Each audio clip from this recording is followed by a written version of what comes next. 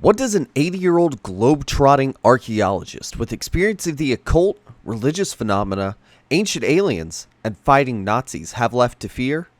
Time. Get back! 42 years have passed since Harrison Ford first donned the fedora and stepped onto our screens as Indiana Jones and Raiders of the Lost Ark. If you were to go back 42 years from the release of that first film, you'd be in 1939, months away from the Nazis invading Poland and plunging the world into its Second World War.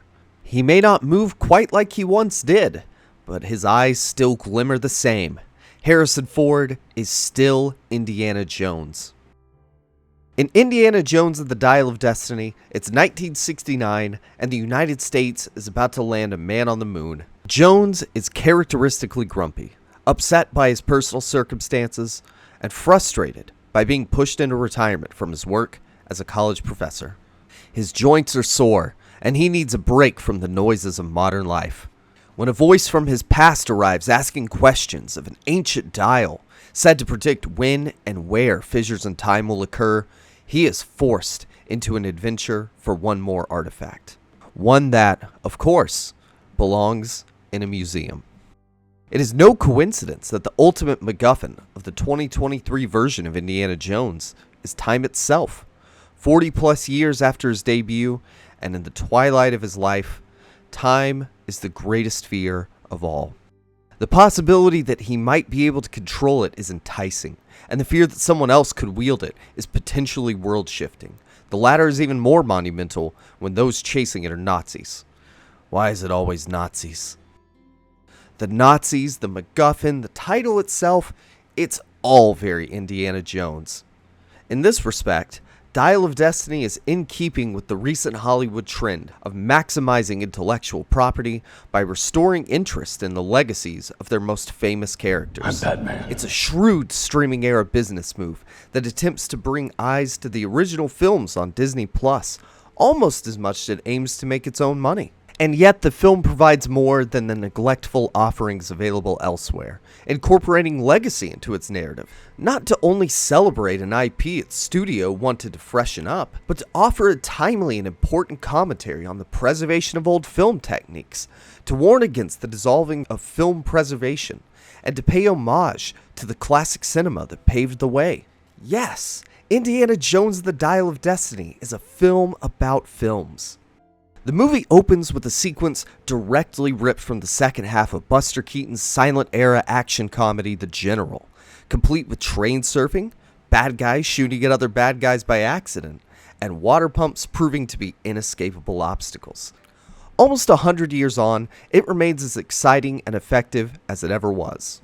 We are subsequently launched into a first act in which Jones is woefully underestimated. A sure comment on how the current era of studio filmmaking underestimates the masters.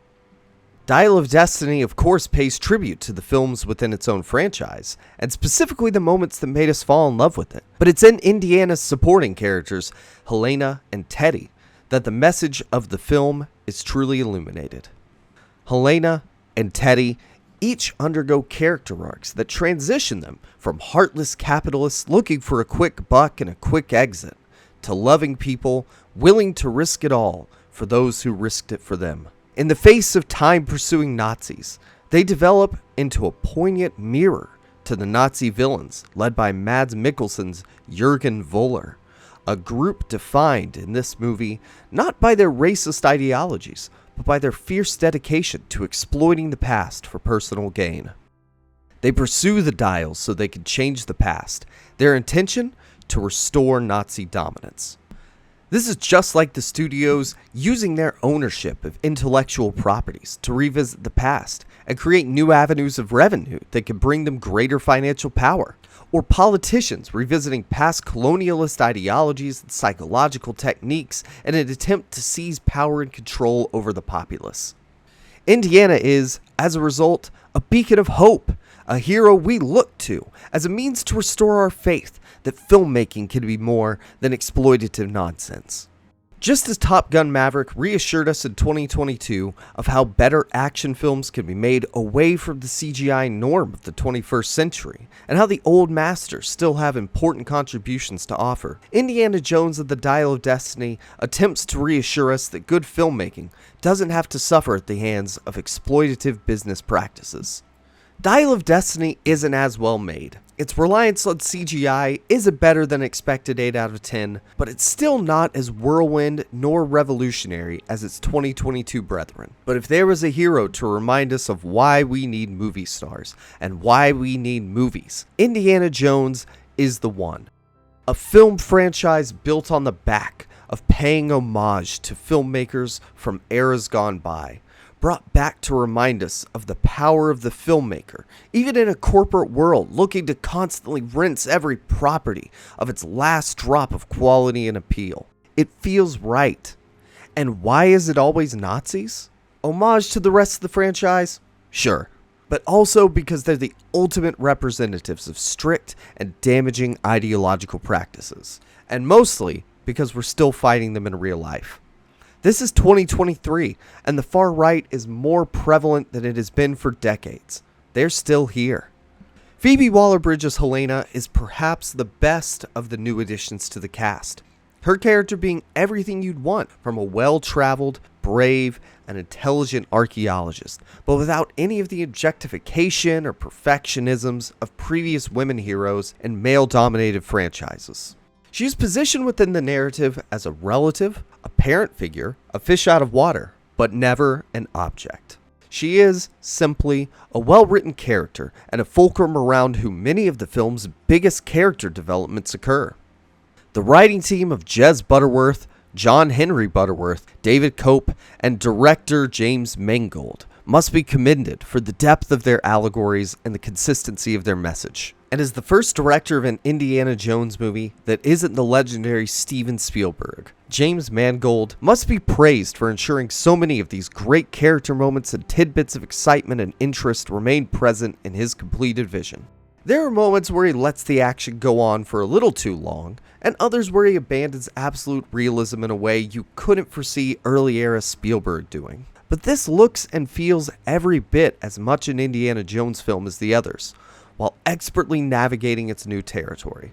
The collective work of Mangold and the screenwriting trio isn't perfect. Indiana Jones and the Dial of Destiny isn't a perfect film, but it is good, and it is Indiana Jones. Reassuringly scored by the old master John Williams, and starring a suitably sparky Harrison Ford, Indiana Jones the Dial of Destiny feels in many ways like a last hurrah for those who got so many of us into the magic of movies.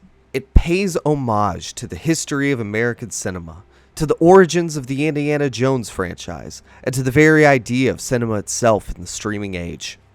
As Indiana Jones himself suffers from being too attached to the past, from being shunted to the edges of society and let go by the culture he lives in, we are poignantly shown just how much we need him and how much we should cherish him. There are some who will say that Indiana Jones belongs in the past, that he's too old, that the ideas are overplayed. Indiana Jones the Dial of Destiny proves that those people are wrong. To support this video, like or comment down below, and be sure to subscribe to our YouTube channel. You can also click the link to thefilmmagazine.com in the description. Thanks, and we'll see you next time.